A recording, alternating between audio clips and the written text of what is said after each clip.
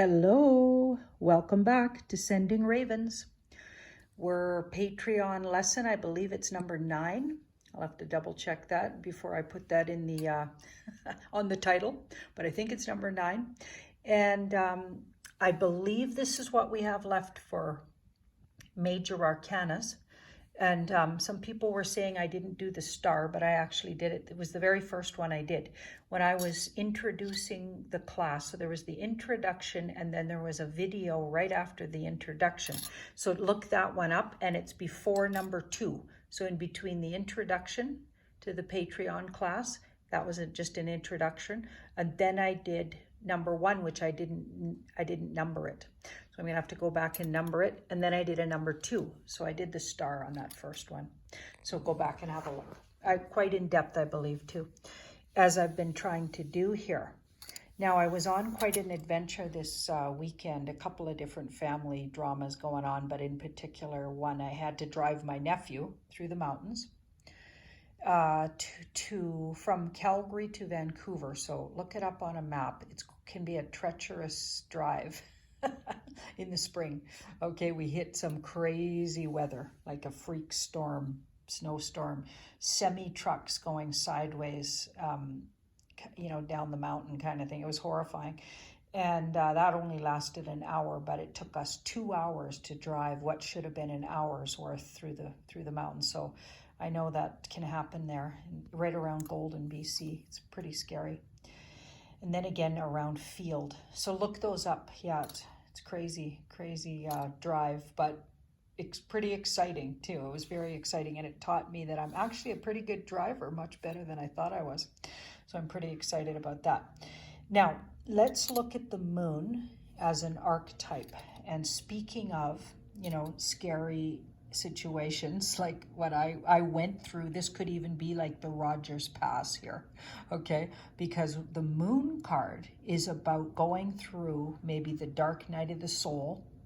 That's one sort of little way to describe it. Or going into your deep unconscious and territory that's uncharted, right? And unknown, or into your deep knowing, okay, but spiritually. So you need to be spiritually prepared. So when the card comes up as someone's archetype, it's actually someone who could be very intuitive, psychic, and spend a lot of their time on the other side, so in the spirit world as opposed to on the earth plane. And I find myself, I can be feeling really spiritually, almost like I'm stepping on the spirit world side. For a good part of my day, I can feel like that. So I'm kind of getting all these messages, and it's taken me a lot of practice to just ground on days like that and come back to, okay, I gotta, what really helps? Cleaning my house, cooking, or doing something really technically practical and grounded sort of things that are very mundane. That really helps. So if you're having a problem like that, if you're a spiritual psychic kind of person and you have a lot of ungrounded sort of feeling like you're mostly in the spirit world, on those kind of days, try to do something grounding and practical. Pay attention to your banking, like do something like work on your taxes. I know it sounds really boring, but it'll help, right? Because this can be a scary place to be if you're in it all day long, right? We need to be also a human. We're a soul living in a body, so you need to ground. So people with this archetype can feel otherworldly. They can feel mysterious to others. They can feel spooky even, or witchy, like whatever that means, right? But lots of people have different ideas what that might mean. But people have been called, kind of, almost like they're hard to understand. People with the moon archetype can be difficult to understand or very mysterious, right? And they may keep a lot of things under wraps too. Okay, so they're hiding a lot of their personality, or they just don't naturally show their true natures, right? So there's a hiddenness to that energy. It's very hidden. So when it comes up in readings, it can talk about, if it's in an atmosphere or in your work atmosphere, or it's around a situation you're asking about. It can literally mean things are hidden from you. Things are not as they seem. There's way more to a situation than you're getting the inside information on. There's things going on behind the scenes. It could even be a warning card. Like you have to look, where does it come up in the reading? If this is your challenge in a reading, or it's in a challenging position, or it's badly aspected, it could be warning you that there's things going on that you're not aware of, or that things are not as they seem and being presented in a way that's false, right? And or that you're in danger if you go here, right? If you go here, you could be in danger. So it depends on where does the card come up. If it comes up in your health, that's troublesome, okay? Because this is illness, can be illness, can even be passing over to the other side, but it would need to be badly aspected if it was going to be that. And rarely do cards talk about physical death. So rarely. In my 35 years of reading for hundreds and hundreds and thousands of people, I've read as a career reader, as a full-time job for 35 years. Okay, I have rarely seen it, maybe 4 times. Actually, cards don't talk about death, at least the way I read.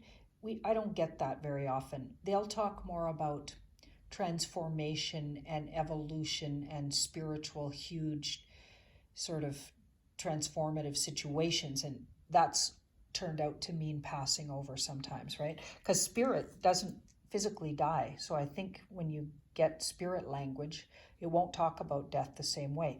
But if there's a reason you need to know somebody's passing over, this card might come up, right? But again, badly aspected, or aspected with the death card maybe, or a surrender card, the 10 of Swords, something like that. So, don't jump to that conclusion as soon as you see it. It might just mean someone has fears of death, fears of passing over, or they're going to spend some time ill. And it's not just a light illness, because that would be the 4 of Swords. That would be a 4-day or a week-long thing, or you're going to be taken out for a few days. But the moon could be a long illness. And if it's, again, badly aspected, you have to ask questions further to understand, are we talking, a life-threatening thing? It's a possibility with the moon card. So yeah, it's quite a card, right? Now, if you pulled it for the class, though, it could mean very naturally psychic. So somebody who's already got psychic abilities, somebody who's studied other lifetimes and brought it with them this lifetime, the abilities. So you could just be relearning what you already deeply know. So there's a deep knowing sometimes to that card. Notice this lobster just coming out of water. So a lobster is not very comfortable on land. And a lobster's shell, so the outer sort of skeletal, what we call a shell, okay, is protecting the soft interior. And in this card, that represents a human ego protecting our, like we're very vulnerable without our ego, like we saw in the star card, which I did in the very first lesson I did. I talked about the star. Okay, and the star is when you're egoless, so there's a vulnerability. But in this case, in this drawing, okay, it means this person is very uncomfortable, or going into very uncomfortable territory, okay, because the lobster is going on to dry land and going to take this big journey into what the unknown, so deeply into themselves. They're trying to understand their deep knowing. They're trying to understand their psychic abilities or intuitive unconscious things, or they could literally be trying to discover a big mystery, and it's a mystery where they'll end up once they take those steps. And the dogs, and see, these are like the gateway to, some people say hell, or other people say your unconscious knowing and your deep spiritual knowing. And to some people, I know this is going to sound funny, but if you're really ego-driven person, that would be hell, wouldn't it? Because deeply knowing and spiritually in touch is not a comfortable place for an ego. Okay, so isn't that interesting? So anyway, this lobster is taking up a very treacherous journey and doesn't have a clue where they're going to end up. So sometimes this card will come up in a reading and say where you're headed is very mysterious, and the path is, you'll be in all new territory, right? So it's a bit of a warning card. You need to really take caution, be spiritually grounded, take some tools maybe with you, smudging and sea salt and mantraing and yoga practice and breath practice, right? Spiritual tools. You're going to need to be strong spiritually to take that journey, right? Because egos are who get crushed in that journey. Egos, and if your ego isn't willing to dissipate when you want to get deeply spiritually in touch, you're going to be in trouble. Okay, it's going to fight back. Your ego will fight back. Anyway, you can get really lost even talking about the card, right? So depending, does it come up as a warning? Does it come up in a reading like this is your challenge? In which case, be careful where you're treading, what you're looking into. You could be going into a deep, scary rabbit hole, right? That's, you don't know where you could even be in danger going down that rabbit hole. That could be what it's saying.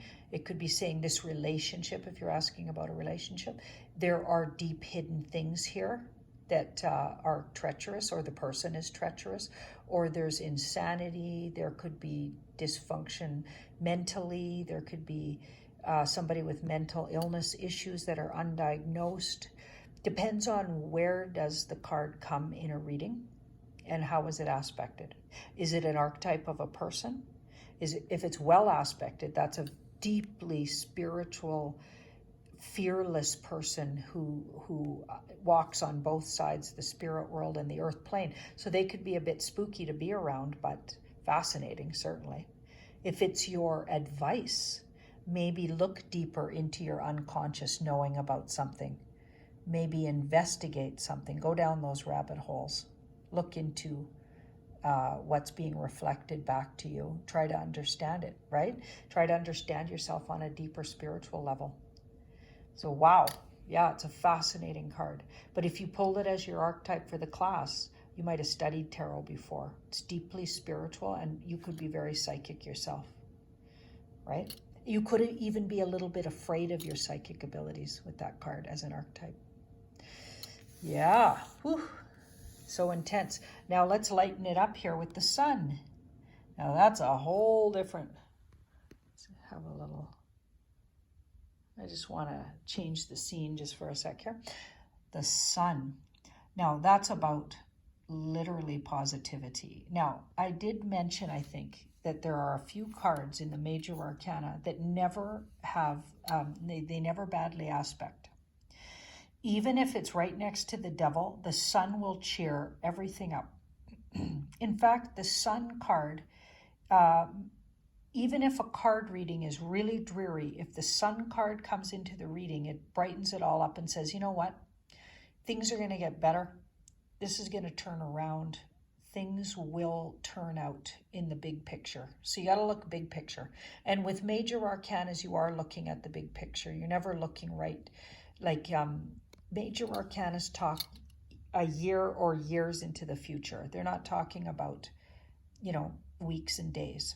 Okay, major arcanas take a long time to develop, and then once they show up in a reading, they'll take a long time to the energy to pass through.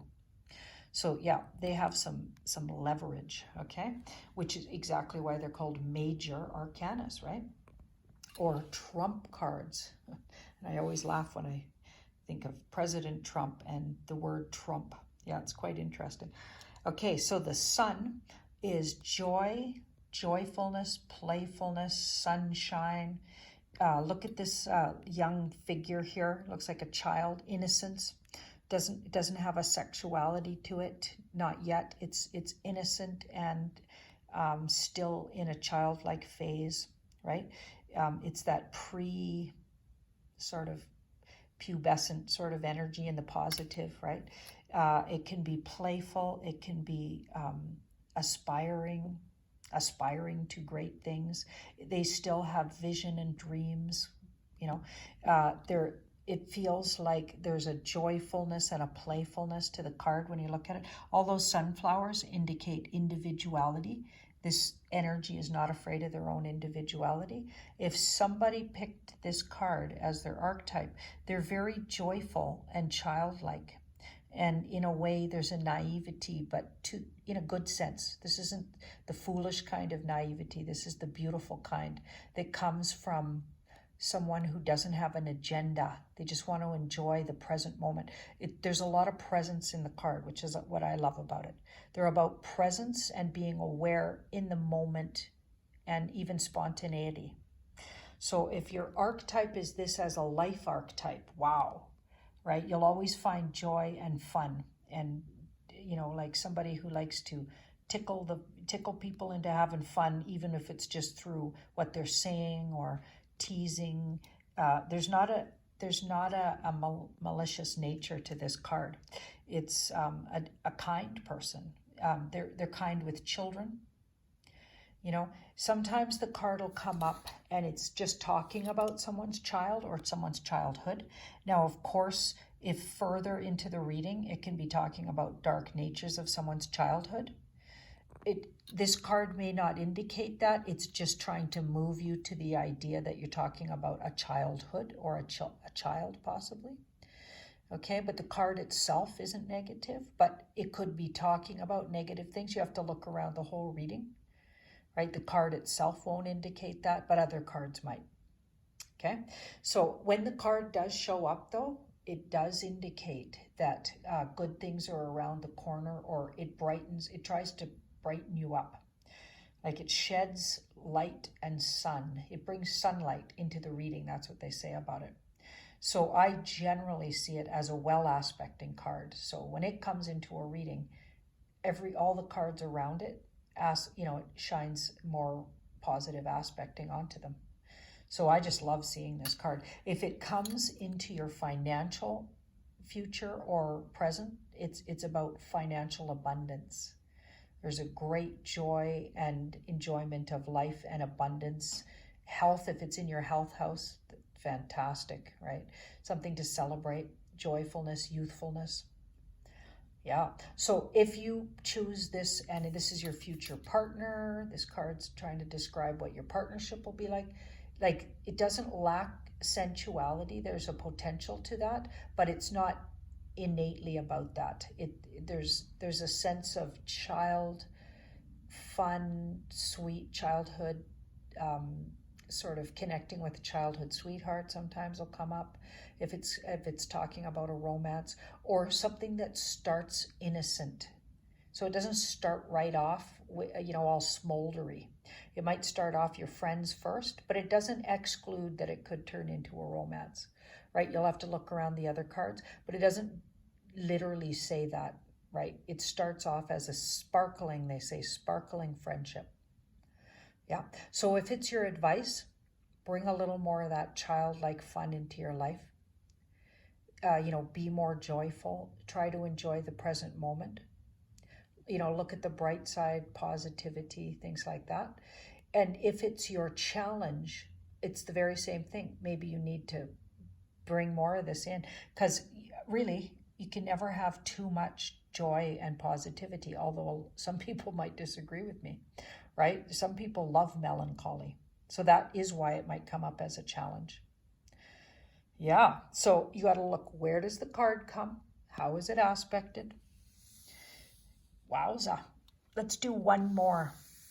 Now, I think I didn't talk about the world, but it seems to me I might have. But I'm going to talk about it again here. Okay, so we're looking at the world. And the world, this person is... Oh, we did talk about this. Remember? We went through these 4 energies. I think I've even talked about it twice. Wow. Oh my goodness. Well, we're right at the 19 minutes here and going on, and I think we'll cap it off there. And I'm going to talk about this card tomorrow, Friday, and I'll also do a little layout for you.